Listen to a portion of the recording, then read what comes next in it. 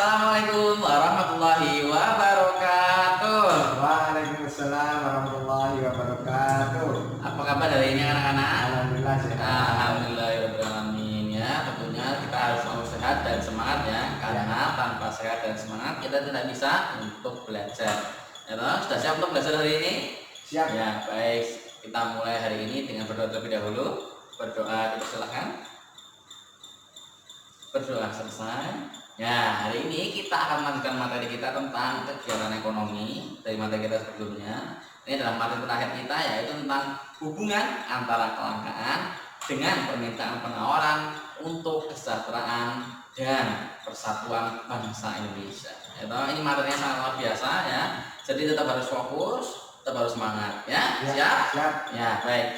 Marilah kita mulai pelajaran kita hari ini yang pertama dengan sebuah gambar. Gambar apa ini? Antrian. Ya, antrian apa ya? Antrian BBM. Tandanya apa kalau ini? Tandanya ada di gambar kedua, yaitu tentang habisnya stok bahan bakar, premium dan lain sebagainya. Ya, ini jadi dari dua gambar ini bisa mendapatkan pencerahan apa? Apa yang bisa didapatkan dari dua gambar ini? Kira-kira?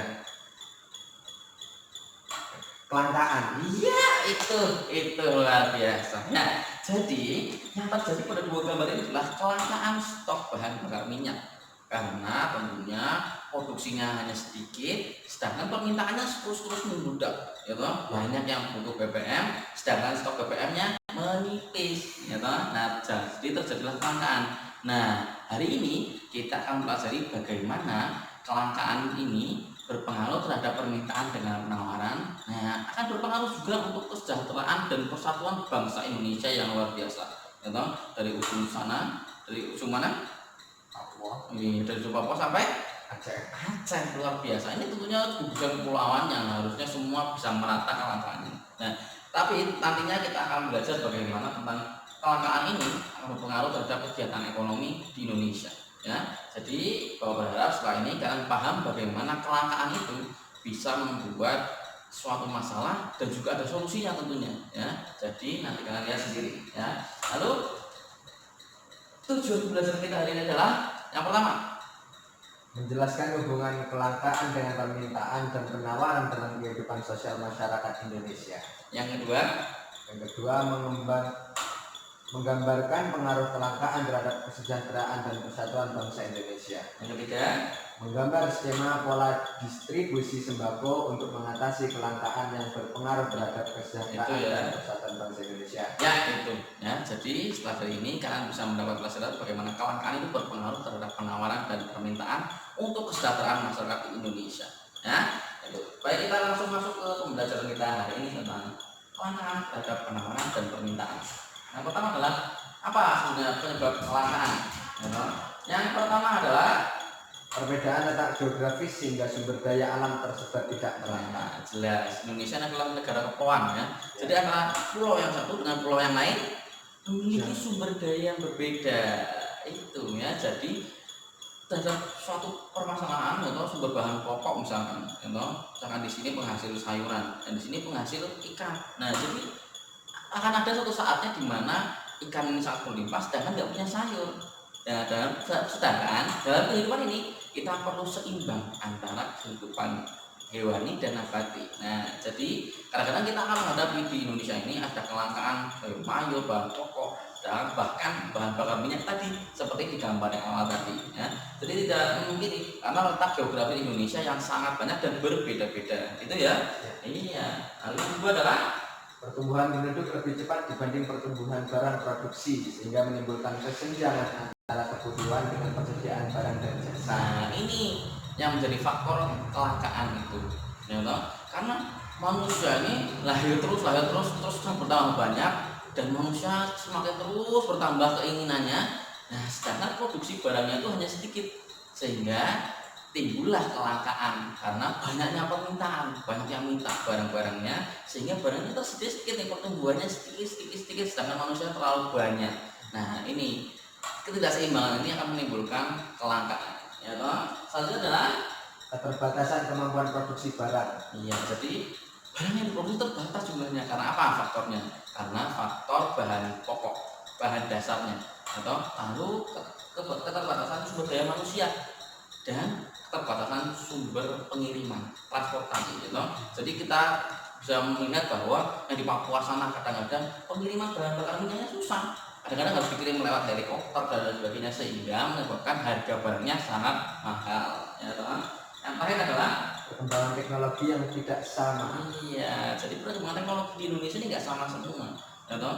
Jadi di Jakarta misalkan udah sangat tinggi, teknologi maju, megapolitan. Nah, sedangkan di pedalaman Kalimantan sana masih jauh dari peradaban, sehingga pertumbuhan yang teknologi yang tidak maju ini, yang tidak sama ini, mengakibatkan kelangkaan antara satu daerah dengan daerah lain. Nah, itu ya, itu yang menyebabkan kelangkaan antar di Indonesia, sehingga menimbulkan permintaan penawaran untuk persatuan di Indonesia ini. Nanti kita lihat ya. Ini selanjutnya adalah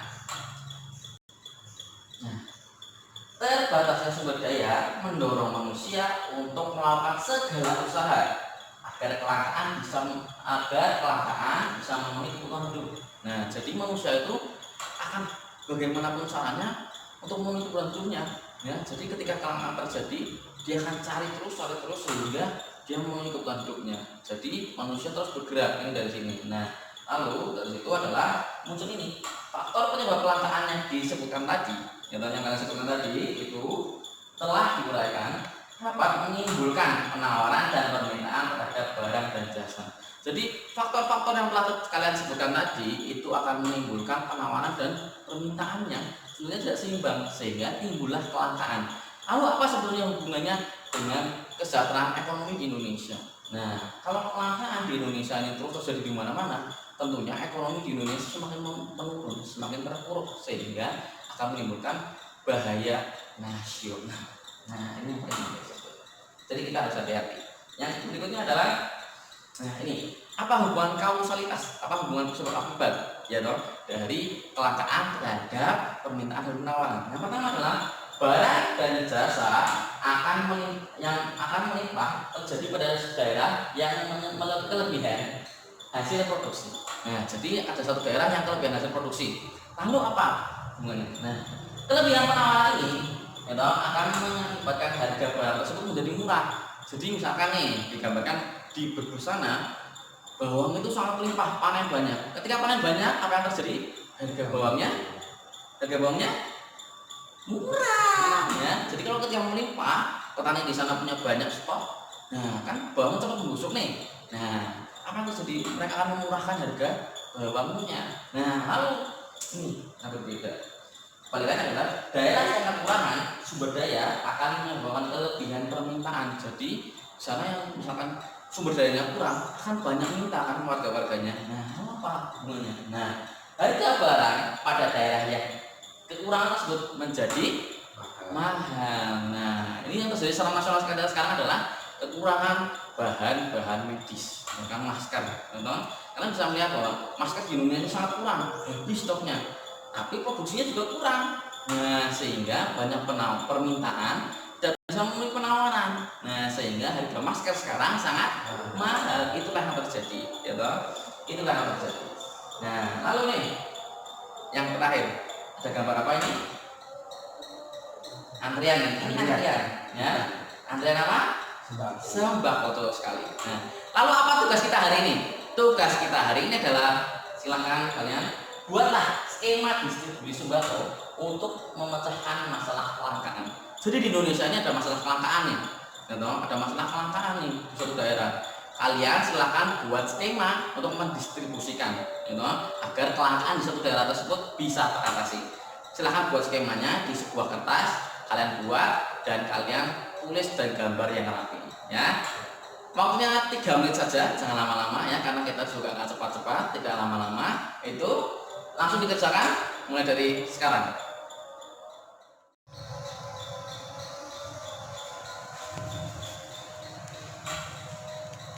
Ini sudah sedih ya, alurnya sudah ada juga ya. Luar biasa ya, dilanjutkan.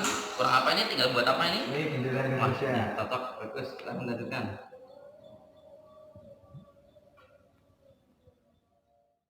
Di sini ada skema distribusi kelangkaan sembako ya. Tadi karena mendapatkan kuis untuk membuat pemecahan kelangkaan sembako, maka ini ada skema distribusinya. Ya, di sini saya bertindak sebagai pemerintah. Ya, jadi saya akan membuat tim penanganan kelangkaan sembako nasional. Ya, ini berskala nasional seluruh Indonesia. Ya, jadi akan menginstruksikan atau jalur instruksi menuju gubernur ini akan memberikan instruksi kepada bupati atau wali kota, ya. Lalu bupati wali kota ini akan memberikan instruksi lagi ke Perum Bulog, ya. Bagaimana Perum Bulog bisa menyediakan bahan pangan, bisa menyediakan sembako dan lain sebagainya. Nah, kalau sudah Perum Bulog menyediakan bahan pangan tersebut, dia langsung menginstruksikan ke gudang bagaimana tempat penyimpanannya nanti, lalu ya pokoknya yang menjaga bahan-bahan sembako tersebut, ya. Lalu gudang menginstruksikan lagi ke titik distribusi, ya. Di sini adalah kewenangan untuk siapa-siapa saja yang akan disasar, sasaran-sasaran untuk distribusinya, ya. Yang pertama Pokja, yang kedua Parum Desa, yang ketiga Pokmas. Nah, ketiga ini itu akan memberikan sembako-sembako yang sudah disediakan tadi itu menuju ke masyarakat umum, ya, begitu. Lalu di sini juga ada jalur yang berbeda dari tim penanganan kelangkaan sembako nasional, yaitu yang pertama itu langsung mengeluarkan kebijakan impor, ya, langsung membeli atau mencukupi kebutuhan sembako dengan membeli dari luar, ya, itu.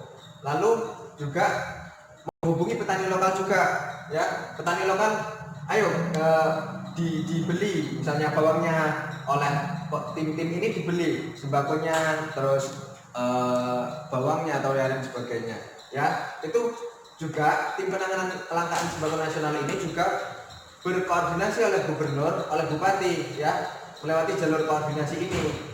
Jadi ketiganya ini berkoordinasi untuk bagaimana baiknya atau bagaimana kebijakan-kebijakan yang perlu dilakukan untuk mencukupi kebutuhan sembako di Indonesia ini, ya. Lalu melakukan kebijakan instruksinya ke Perum Bulog langsung, ya. Dari Perum Bulog ini, dari kebijakan impor yang sudah dibeli tadi, petani lokal yang sudah dibeli tadi, maka juga ditaruh di gudang, lalu ditaruh di titik distribusinya, ya.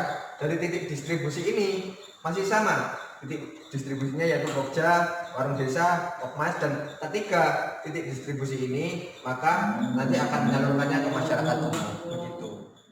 Ya, sekarang berikan tepuk tangan untuk yang sudah masuk. Ya, bagus sekali yang sudah masuk, ya. Ditingkatkan lagi kepedeannya, ya. Lalu nih, hari ini kita telah belajar kelangkaan terhadap permintaan dan penawaran. Lalu apa pelajaran yang bisa kita ambil untuk hari ini? Ya, jadi kelangkaan itu berhubungan dengan permintaan dan penawaran. Jadi Indonesia itu harus bisa memberikan solusi untuk kelangkaan di Indonesia sendiri. Ya, betul. Nah, jadi begini, kelangkaan itu akibat dari banyaknya permintaan dan penawaran yang akhirnya menimbulkan terhadap ekonomi Indonesia secara umum. Jadi kelangkaan itu berhubungan dengan adanya permintaan dan penawaran yang tidak seimbang, gitu, sehingga timbullah kelangkaan. Nah, sehingga dalam kondisi ekonomi Indonesia menimbulkan gejolak.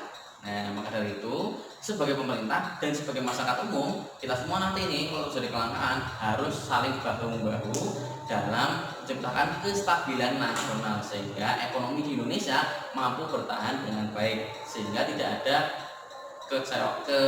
kerusakan dalam masyarakat, sehingga masyarakat tetap bisa aman dan tenang, itu ya. Nah, jadi kelangkaan harus kita segera tanggapi, harus segera kita lakukan penanganannya, itu ya. Tentunya pasti akan berakibat terhadap ekonomi di Indonesia, itu yang jelas, ya. Itu materi hari ini sudah dipahami, semoga ada hikmah yang sudah diambil, ya. Insya Allah. Baik, kita tutup dengan hamdalah. Alhamdulillahirobbilalamin. Kita tutup dengan hari ini dengan doa terlebih dahulu. Berdoa dipersilakan. Berdoa selesai, Sekian hari ini dari Bapak, semoga kalian tetap semangat dan tetap waspada, tetap jaga imunitas. Terima kasih. Wassalamualaikum warahmatullahi wabarakatuh. Waalaikumsalam warahmatullahi wabarakatuh.